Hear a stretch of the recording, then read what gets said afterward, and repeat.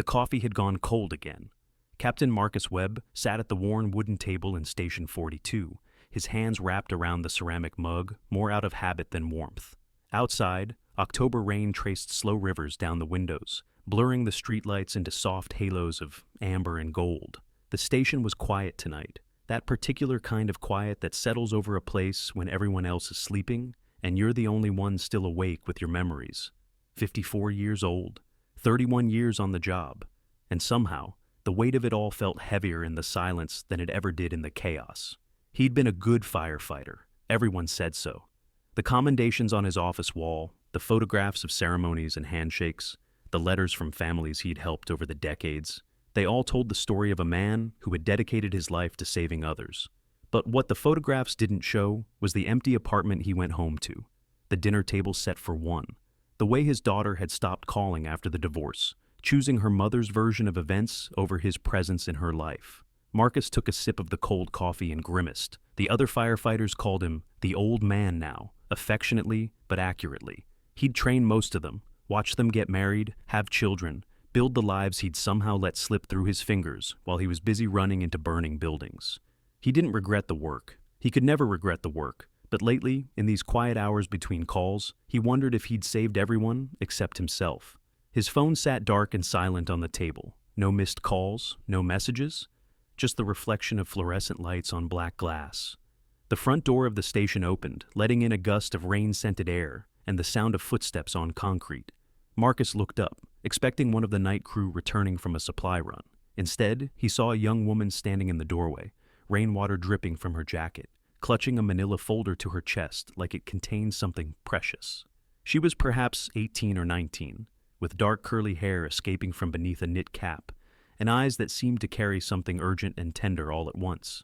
She stood there for a moment, scanning the station until her gaze landed on Marcus and stopped. "I'm looking for Captain Marcus Webb," she said. Her voice was steady, but there was a tremor beneath it, like a string pulled just tight enough to vibrate.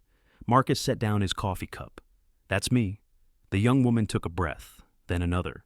She crossed the distance between them, slowly, her sneakers squeaking slightly on the polished floor, and when she reached the table, she stood there looking at him with an expression he couldn't quite read. "My name is Elena Reyes," she said, "and 18 years ago, you saved my life." The words hung in the air between them, delicate and enormous. Marcus felt something shift in his chest, a door opening to a room he'd kept locked for a very long time. He knew the name. Of course he knew the name. Some calls you carry with you forever, etched into the architecture of your bones. "The Reyes fire," he said softly, "on Maple Street." Elena nodded, her eyes growing bright with tears she was clearly trying to hold back. "I was 3 months old. My mother was trapped in the bedroom. You went in twice, once for her and once for me." Marcus remembered. God, he remembered everything about that night. The way the flames had painted the sky orange, the screaming of the mother from the second-floor window, the moment he'd climbed through the smoke-filled hallway and found the crib in the corner of the nursery, a tiny baby wrapped in a pink blanket, somehow still breathing, somehow still alive. He'd carried that baby out like she was made of glass, like she was the most important thing in the world, because in that moment, she was. "Your mother," Marcus said, "is she?" "She's good. She's really good." Elena smiled, and it was like watching the sun break through clouds. "She never stopped talking about you. Every year on the anniversary, she lights a candle and says a prayer for the firefighter who gave her daughter back to her." Marcus's throat tightened. He'd never known. In 31 years, he'd saved countless people, and most of them had disappeared back into their lives like stones dropped into water. You didn't do the job for gratitude. You did it because it needed to be done. But to know that somewhere out there, a mother had been lighting candles for him, holding him in her heart all these years. "Why are you here?" he asked, and his voice came out rougher than he intended. Elena pulled out a chair and sat down across from him. She opened the manila folder and spread its contents on the table. Newspaper clippings, photographs, official documents, and something that looked like an acceptance letter. "I graduated high school last spring," she said. "Top of my class. I got accepted to the fire academy. I start training in January." Marcus stared at the acceptance letter, at the familiar logo of the department that had been his home for 3 decades.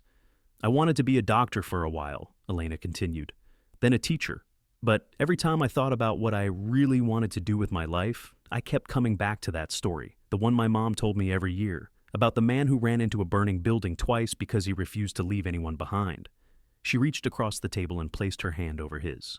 I came here tonight because I needed to meet you before I start.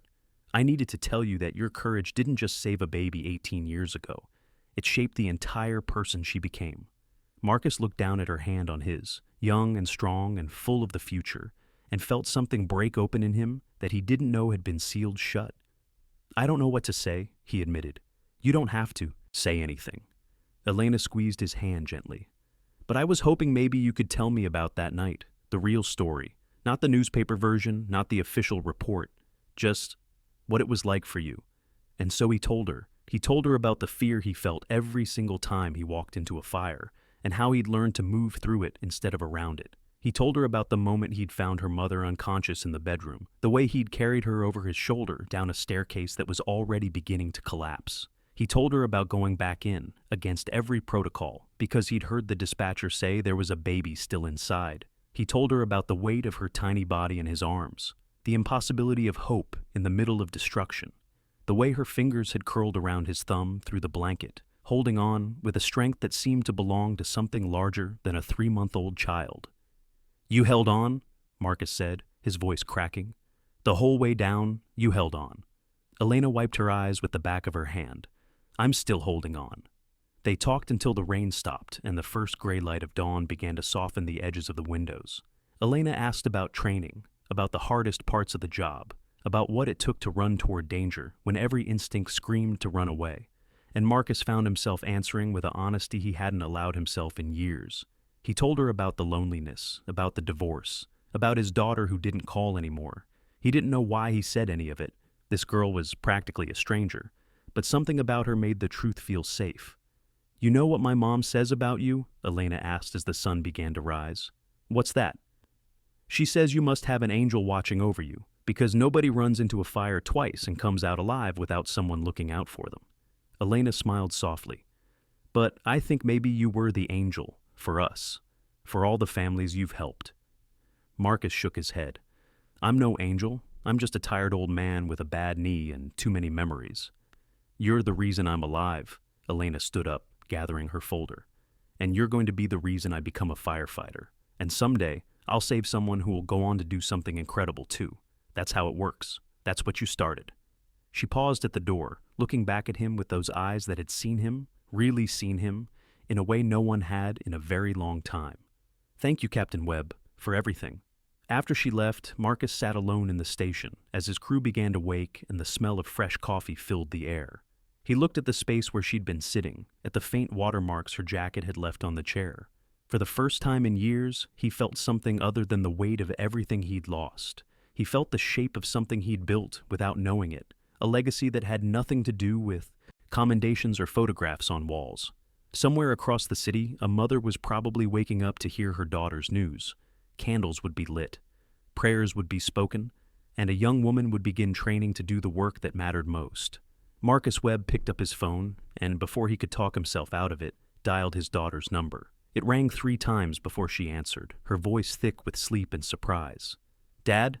Hey, sweetheart, he said, and his voice was steady now, full of something that felt remarkably like hope.